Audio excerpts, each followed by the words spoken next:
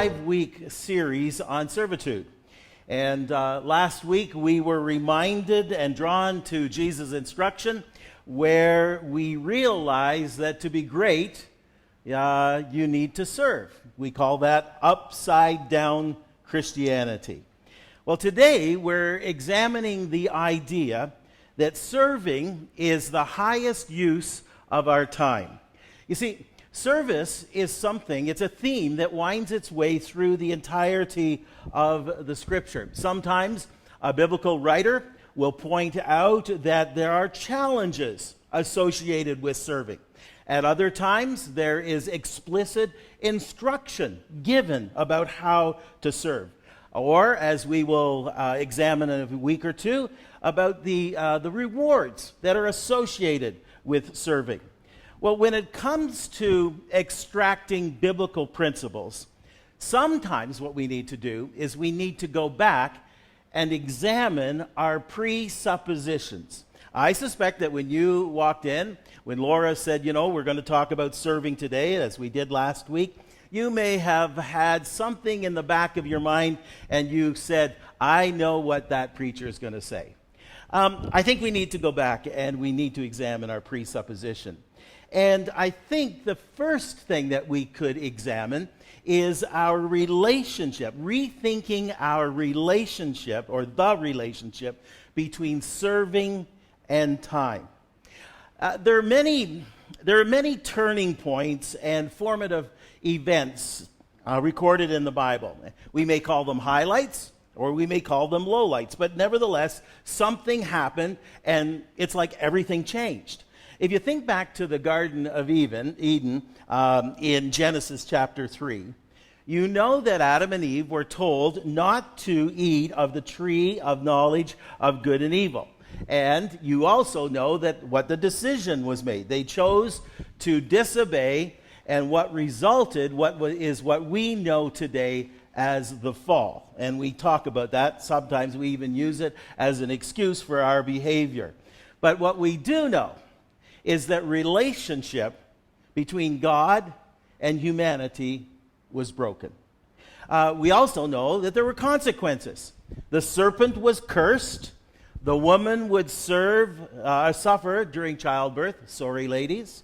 But the man, he was told that he would painfully toil. Painfully toil. And this was the introduction to hard work. And for Adam, it was getting rid of weeds in the garden or outside the garden, as it were. For you, maybe work or toiling painfully is working all day at a computer terminal. But these things are the result of the fall. At the same time, after the fall, or as the fall was taking place, there was this introduction of a new attitude on the part of humanity. There was a focus that turned from God to ourselves. This propensity to be selfish, to do what we wanted to do, to self-preserve, to put ourselves first. And this actually becomes a major roadblock when we start to talk about serving. You see, our time is our own, our needs become our focus. And we engage in this battle every day. We see an opportunity to serve, but you know what? We have our needs. If we have a choice between serving someone in need and looking after our own interests, sometimes it takes discipline, a change in attitude to defer to the needs of someone else. So there are two adjustments that need to be made as we talk about our presupposition. And the one is that yes, we have our own responsibility and our own responsibilities, and yes, they do take time, and yes, sometimes serving means that we have to set aside our own agenda. We need to set aside the idea that we will serve if we have time.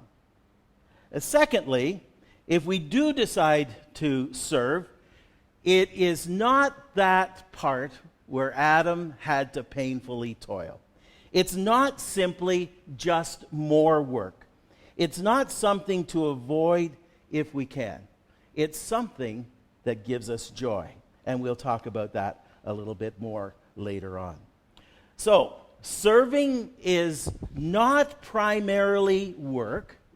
It may be effort. Do you see the difference? Work versus effort. But more than that, serving is an investment in the lives of others. There's a story that is very interesting in Matthew chapter 25, and it's about investing. And usually when we talk about this story, we talk about it through the lens of spiritual gifts and abilities that God has given to us. But what if for a moment, for today, for our purposes today, we were to interpret this through the idea that time is a resource and serving is a great investment? So we're going to read Matthew chapter 25, and we're going to start at verse 4. And if you can, as I read, follow along and think about serving as an investment. For it will be like a man going on a journey who called his servants, and he entrusted to them his property. To one he gave 5 talents, to another he gave 2, to another 1, to each according to his ability. Then he went away. He who had received 5 talents went at once and traded with them, and he made 5 talents more. So also he who had 2 talents made 2 talents more. But he who had received the 1 talent and went and dug into the ground and hid his master's money. Now after a long time the master of those servants came and settled accounts with them. And he who had received 5 talents came forward, brought 5 more talents, saying, Master, you delivered to me 5 talents here. I have made you 5 talents more. I've doubled your money. His master said to him, Well done, good and faithful servant. You've been faithful over a little. I will set you over much. Enter into the joy of your master.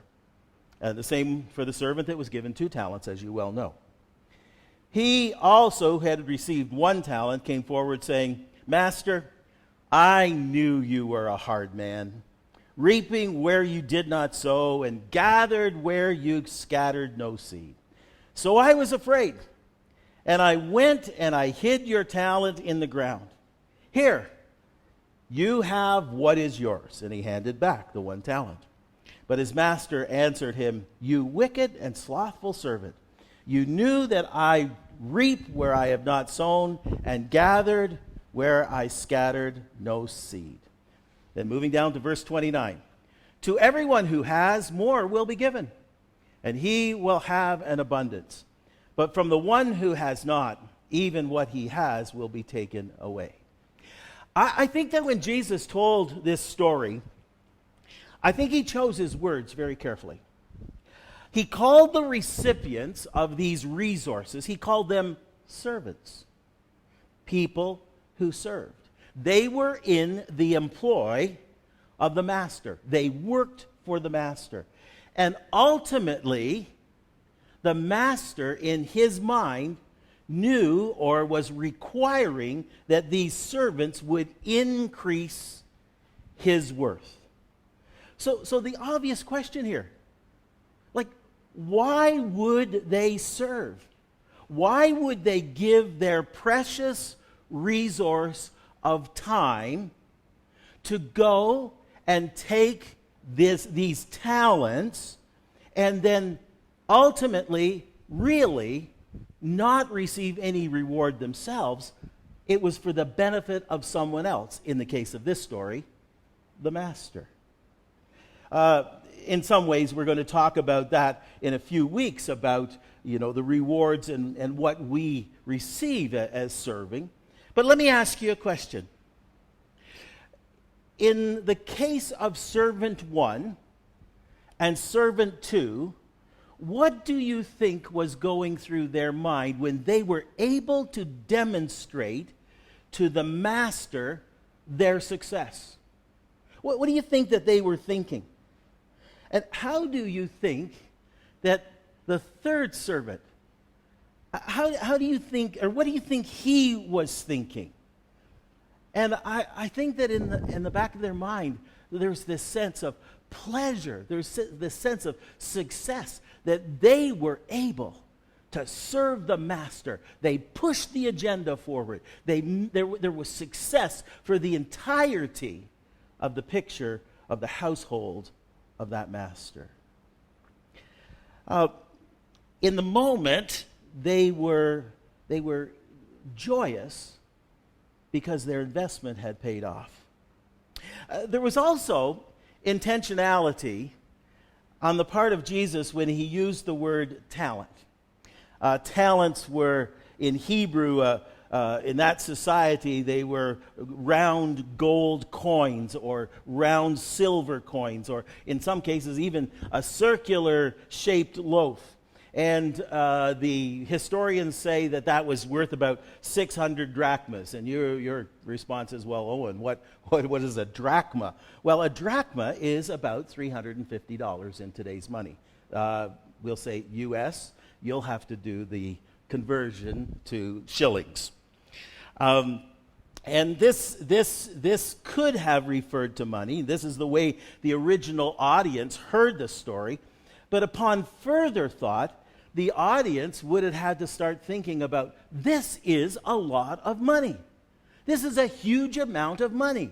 Servant 1, he doubled to $1,750. Servant 2 to $700. And servant 3, there was $350 that was at stake here. A lot of money in the time of Jesus, and really a lot of money for us even today. And realizing that they could not relate to that, while they're listening to the story and they're saying, boy, that's a lot of money. I can't relate to this story that Jesus has told. They may have gone on and they may have pushed on and said, well, if Jesus is just using money as an illustration, and if it's not money, then what? Maybe it's time. Maybe it's other resources. The important thing to note here is that there's a mindset. Jesus was advocating that we live our lives for others, just as he lived and died for others. And when we invest our resources, and in the case of what we've been talking about and we'll continue to talk about these weeks, it's such a way as we look at time as one of those things that we can use in such a way that kingdom values, that God's desires are fulfilled. So these servants were using their resources for the benefit of their master. And I suppose if we were to pause and ask ourselves, what is the greatest resource that we have today, we would have to say that our most valuable resource is time. So much of our time is taken up by things that we need for survival. And when we do give our time, most of us would be sacrificing. Most of us would be saying, you know what? Even though I'm putting this to the top of the agenda, it's a really, really difficult thing for us to do. And so we continue to change our mindset. And instead of focusing on what we need to give up in order to serve, we begin to experience those inherent rewards, the realization that at the end of the day, when it's all said and done, God's kingdom grows. The master's kingdom grows. But that's not all. Jesus quotes the master in his story, the one of 5 and 2 talents, and he says this: enter into the joy of your master. each and every one of us has done something where we have worked diligently. And then at the end of the day, we step back and we say, oh, this gives me such joy, such satisfaction. You see, if you look into the story, if we go back, you didn't see that the master gave each of the servants a 10% commission. He didn't give them a financial bonus for what they did. He didn't give them a gift certificate to a restaurant. Jesus makes this story about joy. Serving brings inherent joy. Serving, contributing to a higher purpose rather than our own selfish ambitions. And it is in experiencing this that we have another verification that serving is the highest use of our time. Admittedly, there are times when circumstances beyond our control, which may impact our use of time, really shouldn't impact our desire to serve. Circling back to a thought that we had a little bit earlier, the fact that our use of time is a limited resource, that may be something that hinders us from serving effectively.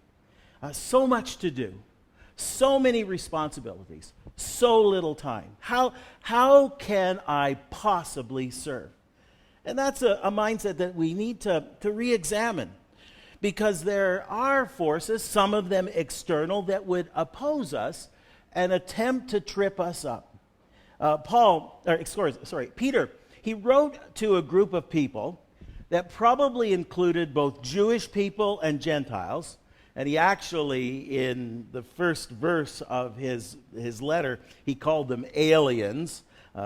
People who were living in a culture but didn't quite fit in that culture, Christians. And he said, that you stand out. You are different. Your values as a Christian are different than the values of those that are outside the community of faith. You see, the people that are outside of the community of faith, they live for themselves. Those of you inside of the community of faith, you live for the Master. And so he said this. He said, the end of all things is near. Therefore, be alert and of sober mind, so that you may pray. Now listen to this next part. Above all, love each other deeply, because love covers a multitude of sins. Offer hospitality to one another without grumbling, that grumbling being, I don't have time to do this. And each of you should use whatever gift you have received to serve others as faithful stewards of God's grace in its various forms. So what Peter was saying is, you know what? There are troubles, but let me bring you back. Let me help you focus. You need to understand that serving is motivated by love. We all know that. Serving, it can be equated to hospitality, an openness to others. And furthermore, we don't have to do it alone, because we all have Spirit-initiated gifts that are engaged to serve one another. What we don't read in this passage, the background to this passage, is that this was during a time of much anticipated persecution. A man, an emperor by the name of Nero, was killing Christians left, right, and center. And this church was in danger. The people of the church was in danger. And yet Peter said, above all else, you need to serve. You need to serve. The book of 1 Peter focuses on the importance of believers bearing up under unjust suffering and yet continuing to serve. Goes on, he actually adds to this, and he says, but if when you do good and suffer for it, you endure, this is a gracious thing in the sight of God. And maybe you have been in a situation and you have put yourself out there, and you have served, and at the end of the day, and at the end of your serving, you've said, oh, I wonder if God has even noticed this. I wonder if I've even made a difference. The answer is yes. Absolutely yes. Peter was calling believers to a similar situation as Job, a person who suffered despite his righteousness. And Peter was saying that this was the kind of true perseverance that God expects of his people, and he doesn't leave us alone as we walk through that. So no matter the circumstances, we are called to continue to serve because the results will always be the same. God's kingdom will go forward. We will, deep down, experience joys in spite of hardship as we realize that we are serving a higher purpose. We are serving God Almighty. Now, Peter wasn't the only one that spoke to this theme. Paul also spoke to it. And he writes to a church in Ephesus. This church is divided. The Jewish people were sitting on this side. The Gentiles were sitting on this side. They weren't speaking to each other. They were constantly arguing and bickering over doctrine and all of this. And Paul says, hold everything. Hold everything. You need to make the most of your time because the days are evil. You need to make sure that you're... This is counterproductive. You're not speaking. You need to serve one another. And in serving one another, you will bring unity to the body. In spite of evil times, we continue to serve. He also wrote to the book of Galatians, and he said this. He said, I understand there's an onslaught of evil in this church and in this society more so. And he said, there are people that are coming into the church and they are speaking doctrine that is heretical. It's not right. It's not in line with the values of what Jesus taught. And he says this. So then, while we have opportunity, while we have time, let us do good. Let us serve all the people, and especially the household of faith. What he was saying is, let's not focus on the evil around us. Let's not open our ears to heretical thinking. Let's not listen to all of those things that are being said that are just simply untrue and not helpful at all. But rather, let us focus on serving, because serving others is the highest use, the most productive use of our time. I want to tell you about a Canadian. He is a man that worked for our national broadcasting network in Canada. And his name is Brian Stewart. That's a picture of him on the screen. Brian Stewart was the man that they would send, the broadcasting network, would send to all the trouble spots of the world in order to report back for Canadian television. And he says that when he he was invited to speak at a graduation convocation for one of the colleges, for one of our biggest universities in Canada, and it was a college that trained pastors for the Presbyterian Church. And as he began to speak, he talked about how when he first started reporting from all around the world, he thought that the church and Christianity, even though he was part of a Christian church, he thought it was irrelevant. He thought that we as Christians were deaf to the needs around the world. And so he went, as a young reporter, he went with that attitude. And he started to be sent to all of these trouble spots, as I mentioned a moment ago. He found himself in the stairwell, in a darkened stairwell in Gdansk, Poland, when communism was beginning to fall. And he talked to a man who he later found out was Lech Walesa. Some of you will know that name, others of you will not. He is the man that led the forces to the downfall of communism in Poland.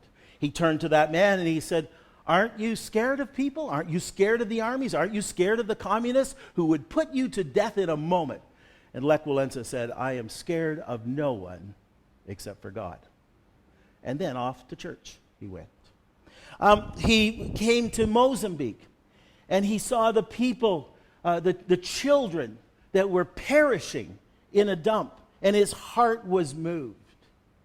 He went to El Salvador, and he tells about how one night they were out, and they weren't able to get back to their hotel, and they were in the midst of where all the rebels were, and he knew that if he got caught by the rebels, they would immediately put him to death. 3 Red Cross workers showed up, and wouldn't you know it, all 3 of them were believers. And they said, we'll stay here with you tonight. And his life was saved. He went to southern Sudan when the famine was on. And his heart, again, was moved. And so he was always sent to these trouble spots, and he started to reevaluate his faith. Because everywhere he'd go, there would be believers. And so I want to read you what he said in the speech that he said to the graduating class of Knox Presbyterian College in Toronto, Ontario. I'd like to clear up tonight about how the outside world usually gets to know about famines and mass suffering.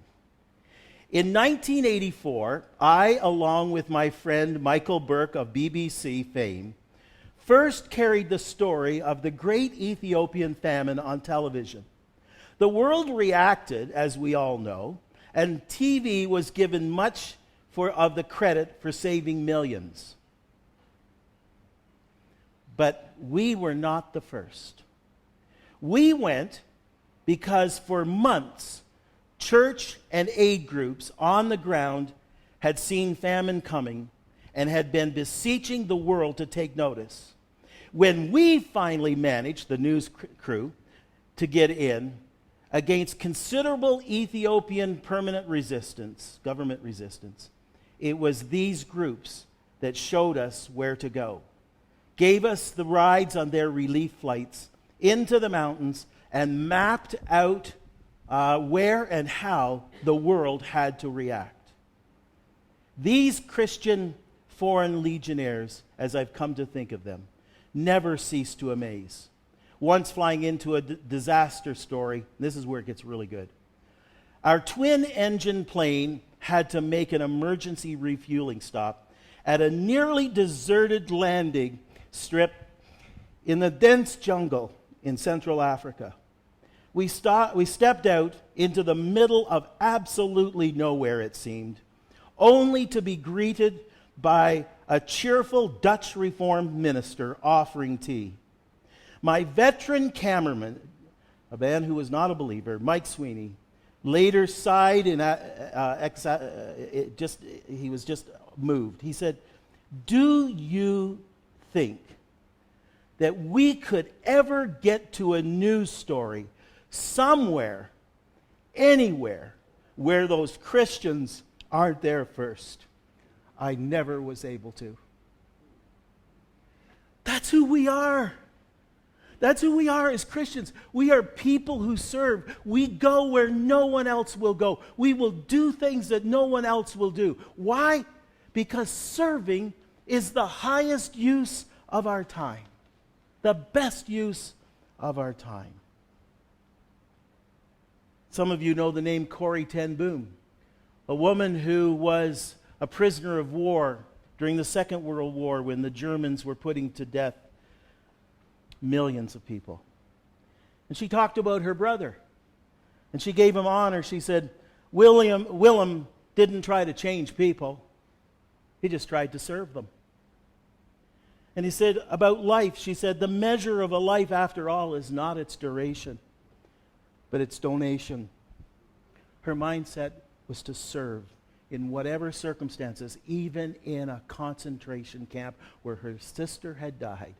She desired to serve. And today, we examine ourselves. And we say, what is our rallying cry?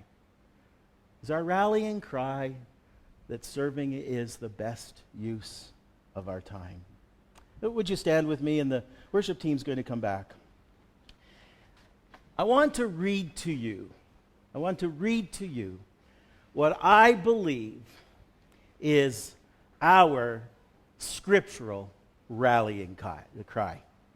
And it goes like this. You've heard these words before. Let's be reminded of them again. For I was hungry, and you gave me food. I was thirsty, and you gave me drink.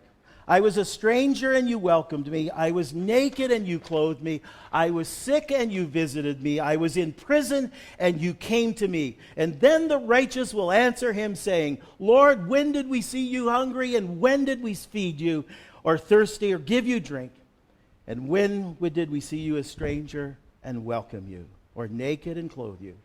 And when did we see you sick or in prison and visit you? When did we serve you, O Lord? And the king will answer, truly I say to you, as you did it to one of the least of these my brothers or sisters, you did it to me.